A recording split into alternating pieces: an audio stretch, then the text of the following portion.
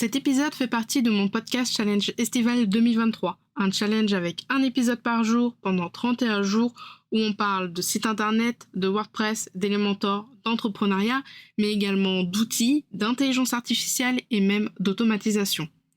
Bon, j'espère que tu es prête avec les pieds dans l'eau parce que je vais lancer maintenant le générique. Bonne écoute!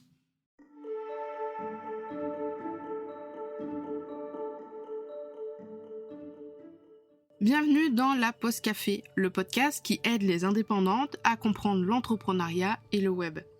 Je suis Camille, webmaster sous Elementor et WordPress depuis 2020 et mon job, c'est d'aider les indépendantes comme toi à créer, développer et gérer leur site internet. 2 fois par mois, on se retrouve pour un nouvel épisode. Alors installe-toi confortablement, prends un petit café et je te souhaite une très bonne écoute.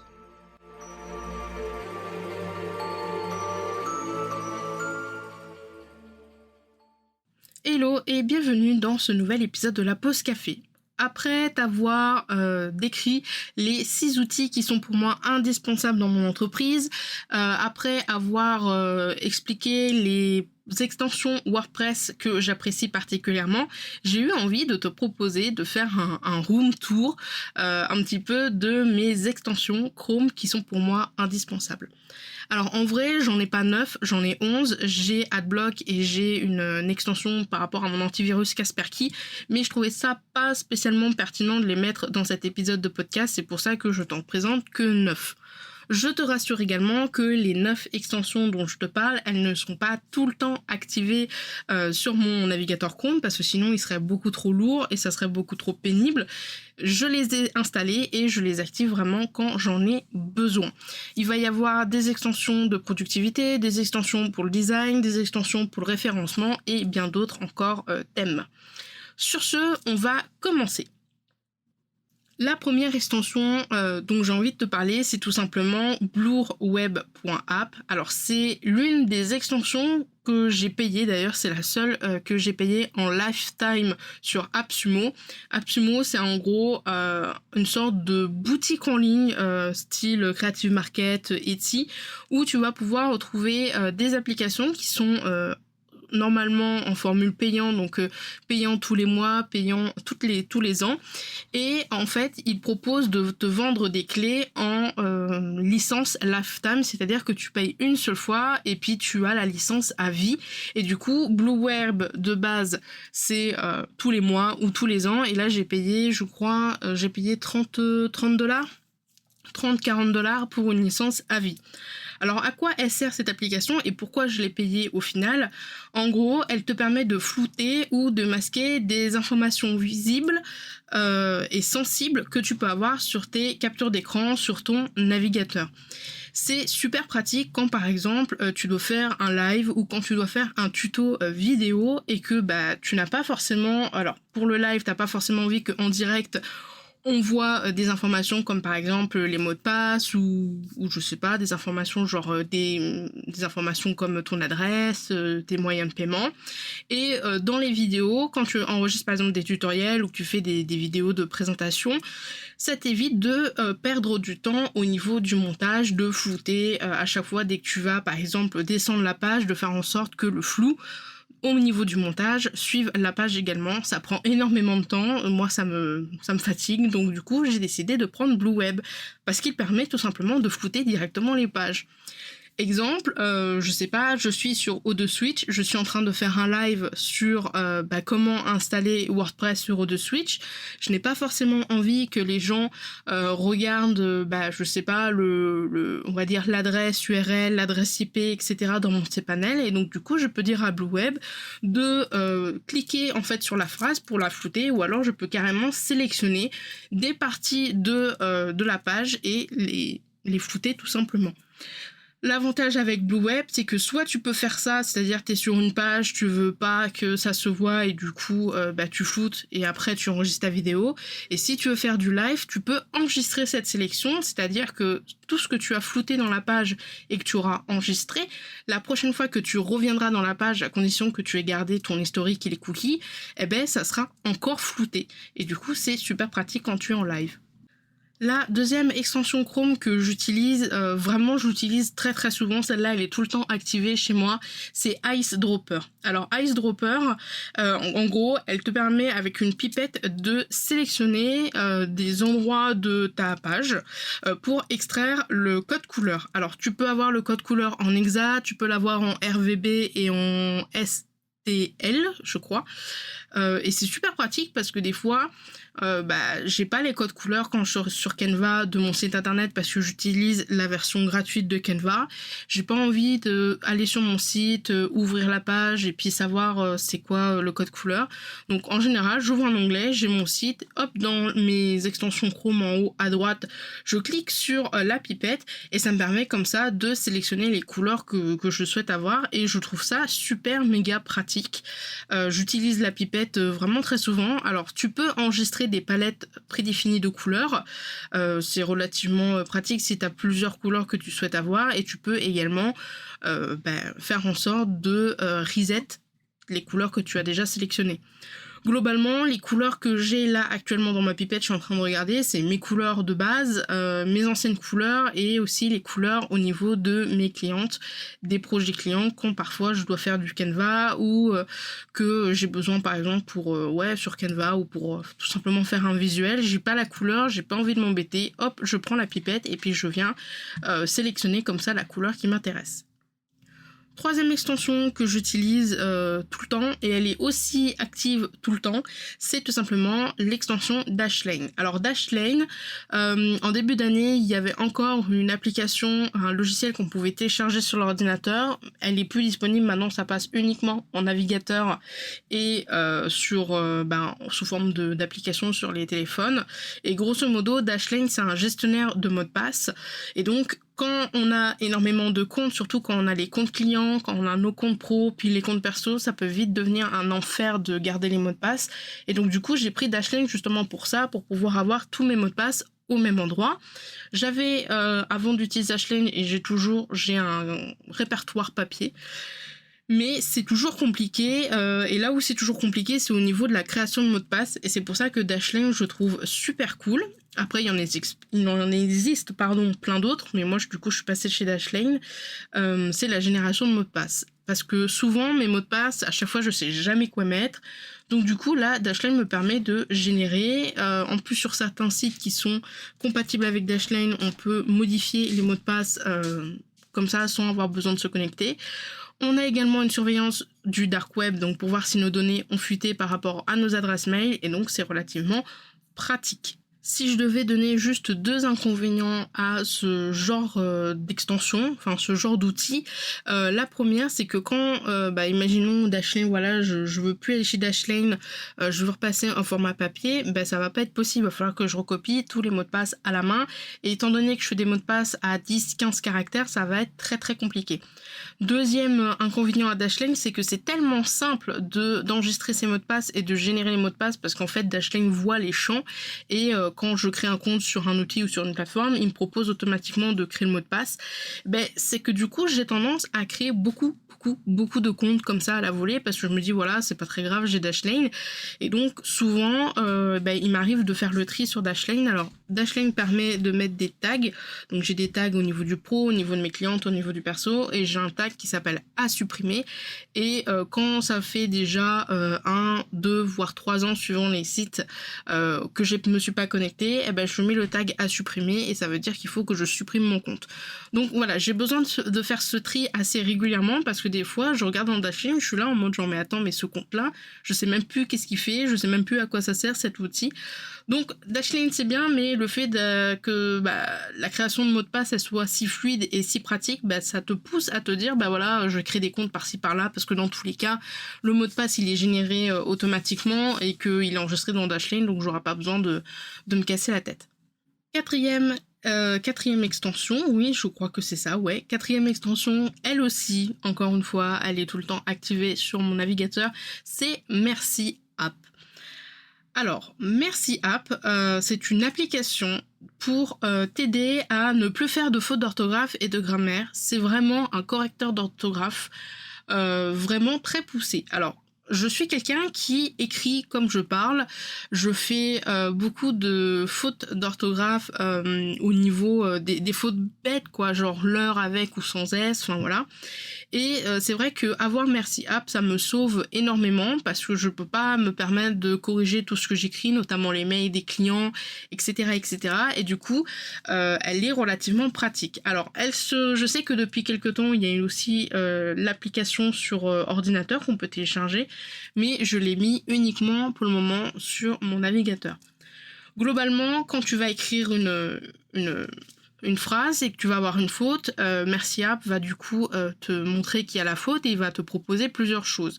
Tu vas également pouvoir la personnaliser en lui disant bah voilà, je veux que tu fasses attention à la grammaire, aux accords, à l'orthographe, etc., etc. Tu peux également, comme dans tous les correcteurs orthographiques à peu près, enregistrer tes propres mots. Par exemple, moi, Elementor et WordPress, je les ai ajoutés dans mon dictionnaire parce que sinon c'est juste pas possible, étant donné que dans la journée, je dois écrire au moins 56 fois Elementor et WordPress. Et un autre avantage que tu as avec Merci App, c'est que tu peux créer un document où tu vas pouvoir écrire directement dans Merci App pour corriger les fautes. Ça, c'est super pratique. Quand par exemple, tu dois écrire un mail, ben, hop, tu mets dans l'application et elle se débrouille. Tu peux également importer des Word et des Google Docs pour que Merci App corrige les fautes. Alors, il y a quand même des fois où, comme tout correcteur orthographique, va falloir faire attention parce qu'il y a des fois, elle laisse passer une ou deux fautes ou alors elle n'a pas compris le sens de ta phrase. Et donc, comme tout correcteur orthographique, il faut quand même que tu fasses attention. Mais dans l'idée, franchement, Merci App, c'est l'un des correcteurs orthographiques le mieux que j'ai jamais testé de ma vie. Alors, il est payant, c'est vrai, il est pas forcément donné, je trouve. Je suis pas sûre de renouveler la version pro pour l'année prochaine, sauf si je trouve une version lifetime sur AppSumo. Mais franchement, si tu es quelqu'un qui fait beaucoup de fautes d'orthographe ou qui passe beaucoup de temps à corriger ses textes, surtout quand tu veux envoyer des messages sur Instagram, parler à tes clients ou tes clientes, envoyer des mails, etc., je trouve que cette extension-là, elle te sauve pas mal la vie. Cinquième extension, alors ça c'est une extension peut-être plus à destination des graphistes, des designers, voilà, c'est peut-être pas forcément une extension pour les rédactrices par exemple, quoique. Ça s'appelle Fireshot et c'est tout simplement une extension qui te permet de faire des captures d'écran complètes ou partielles de pages web. C'est super pratique quand par exemple je veux faire des mock-ups soit de mes propres pages, soit des pages des sites terminés de mes clientes, ou alors que j'ai envie, voilà, il y a quelqu'un qui me parle de quelque chose sur un site et puis je vais lui faire une capture d'écran intégrale de sa page et puis je vais pouvoir lui faire des annotations. On peut aussi bien capturer l'écran avec un écran en mode ordinateur, tablette ou mobile et en plus de ça, on peut directement envoyer la capture par mail, on peut la copier dans le presse-papier, on peut l'enregistrer sous forme d'image ou alors l'enregistrer sous forme de PDF. Alors j'avoue que le PDF il est pas foufou, du coup en général je copie en forme d'image et une fois que c'est copié en image je le convertis en PDF, mais c'est très rare que j'ai vraiment besoin d'un PDF. Il y a une version payante et il y a une version gratuite. Personnellement j'utilise la version gratuite parce qu'elle est largement utilisable et donc c'est relativement pratique. L'extension que j'utilise très rarement, mais que j'utilise quand même, c'est tout simplement l'extension de Tailwind. Alors Tailwind, c'est quoi ? C'est un outil qui va te permettre de épingler plusieurs images en même temps. J'utilise Tailwind quand je suis par exemple sur ma page Pinterest où j'ai toutes les épingles qui me sont suggérées. Je clique sur l'extension Tailwind et là je peux donc il va scanner la page, il va prendre tous les visuels et je peux cliquer sur les visuels que je veux programmer dans Tailwind et donc c'est relativement pratique. Alors pour information, j'utilise Tailwind en format gratuit. J'avoue qu'avec 20 épingles par mois, c'est vraiment du sport et c'est un peu complexe, mais ça rentre et franchement, c'est super pratique. Septième extension Chrome, qui est vraiment une extension, mais du feu de Dieu, c'est tout simplement WattFont. Alors, WattFont, ça va te permettre, en fait, quand tu vas activer l'extension dans le navigateur, quand tu vas passer ta souris sur un texte dans une page web, il va détecter la police. C'est super pratique quand tu es sur un site et que tu te dis ouais, cette police elle a l'air assez sympathique, c'est quoi? Bah, à la place de t'embêter à regarder dans les fichiers sources, etc., de faire inspecter avec Chrome, hop, tu utilises Wattfont et il te détecte la police. Ensuite, après, tu as juste besoin de chercher où est-ce que tu peux l'acheter ou où est-ce que tu peux la télécharger. Alors, des fois, Wattfont bug un peu, c'est-à-dire que des fois, ça va pas être le... Comment dire? Ça va pas être vraiment la police utilisée et auquel cas, du coup, ça fera une police un petit peu alternative. Ça m'est déjà arrivé de l'utiliser parce que j'ai des clientes qui m'avaient envoyé des sites internet en me disant, bah voilà, j'aime bien cette typo, etc. Donc, en général, je l'utilise dans ces cas-là parce que du coup, je peux savoir c'est à peu près quel typo qu'elles aimeraient sur leur site. Et puis, un autre truc qui est assez pratique, c'est que en plus de savoir quelle police on a des informations sur les polices utilisées, comme la taille, le poids, est-ce que y a un style, c'est-à-dire est-ce qu'on a mis une graisse, combien on est en graisse, est-ce qu'on est sur du 300, est-ce qu'on est sur du normal, est-ce qu'on est sur du gras. Donc franchement, Wattfont, si jamais tu es graphiste ou web designer, ça peut beaucoup t'aider. Si jamais voilà, tu recherches une police, il y a une police qui te tape dans l'œil, et bien comme ça, tu sais quelle police c'est et c'est beaucoup plus pratique. L'avant-dernière extension, c'est Keywords Everywhere et c'est une extension dont j'ai déjà parlé dans des précédents épisodes, donc comment optimiser son site, les étapes pour créer son site internet.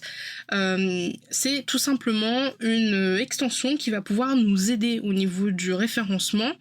Elle va pouvoir te fournir des données sur des mots-clés que tu auras cherchés dans tes pages de recherche. Par exemple, si tu as l'extension d'activité et que tu vas sur Chrome et que tu tapes le mot licorne, eh ben l'extension sur le côté droit de ta page Chrome, en fait, elle va te mettre plein d'informations sur combien de fois le mot il a été tiré, on va dire est-ce que ça a été beaucoup recherché, etc., etc. Et du coup, ça peut te permettre de davantage cibler tes mots-clés. Par exemple, t'es pas sûr que le mot-clé site internet WordPress ou site WordPress, il soit vraiment très bien mis dans Google. Si tu l'utilises avec cette extension, si tu recherches ce mot-clé dans Google avec l'extension d'activer, je vais y arriver, ça va te donner plein d'informations. Comme le volume de recherche, en gros c'est la moyenne totale du nombre de recherches que les gens ont fait sur ce mot-clé au cours des 12 derniers mois. Le coût par clic, donc ça c'est le montant que les annonceurs payent pour un clic dans Google Ads. La partie concours, donc ça c'est une jauge du nombre d'annonceurs qui diffusent des annonces sur ce mot-clé-là. Et enfin, les données de tendance. En gros, c'est les tendances historiques sur Google et YouTube de...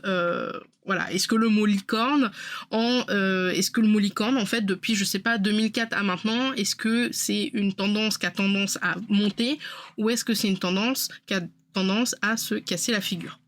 Et enfin, la dernière extension, c'est Notion Web Clipper. En gros, si tu utilises Notion pour organiser tes recherches ou si par exemple tu as une base avec tout plein de choses. Moi, j'ai une base qui s'appelle Sauvegarder et dans cette base-là, du coup, ça me permet d'ajouter plein de pages d'outils et d'articles de blog. L'extension, ça peut être vraiment une idée plutôt pratique parce qu'en gros, quand tu vas être sur un article de blog, par exemple, et que tu vas cliquer sur l'extension, l'extension va te permettre de sauvegarder l'article de blog dans une des bases de ton espace Notion et du coup, elle va copier tout le texte. Des fois, il va même y avoir les images et tu vas pouvoir en fait te faire un peu ta base de veille. C'est super pratique. Vraiment, dans ma base sauvegardée, le nombre d'articles de blog que j'ai pu, et surtout de tutoriels en mode article de blog que j'ai pu sauvegarder grâce à cette extension, c'est quand même quelque chose d'assez phénoménal. Après, tu peux toujours organiser tes contenus sauvegardés en utilisant des étiquettes ou des catégories pour tes futures recherches. Mais je sais pas, tu recherches un tutoriel au niveau du business, tu auras qu'à faire une recherche avec des filtres qui concernent les étiquettes et les catégories qui s'appellent business, par exemple. Bon, Ben voilà, hein, c'était tout. C'est quand même pas mal comme extension. On a vu à peu près toutes les extensions Chrome que j'utilise et qui pourront certainement être utiles. Entre l'extension pour flouter les informations sensibles, une extension pour gérer les mots de passe, une extension pour les captures d'écran ou encore l'extension par rapport aux mots-clés. Je crois que tu auras de quoi faire et de quoi tester. Je le rappelle quand même, essaye de pas trop mettre d'extensions sur Chrome parce que plus tu vas rajouter d'extensions et les activer surtout, plus ton Chrome va être lent et donc ça peut être vraiment assez problématique. Les 9 extensions que j'ai, je ne les ai pas toutes d'activer. Il y en a certaines que j'active quand j'en ai besoin. Les principales qui sont toujours activées chez moi, c'est Merci App, Dashlane, Fireshot et Ice Dropper.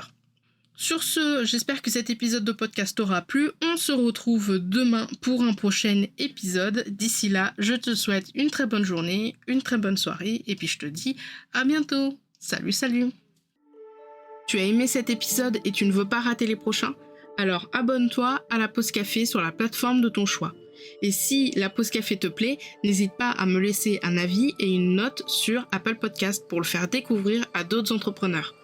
Si tu n'as pas Apple Podcast, pas de souci, tu peux le partager autour de toi en me mentionnant avec @CamilleDavidP15.